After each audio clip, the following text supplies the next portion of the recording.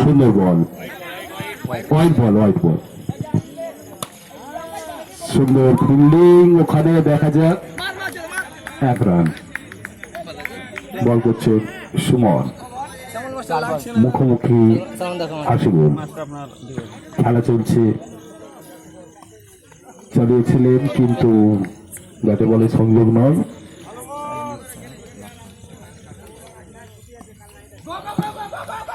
আবারও চালিয়েছেন এবং একটি বাইরা।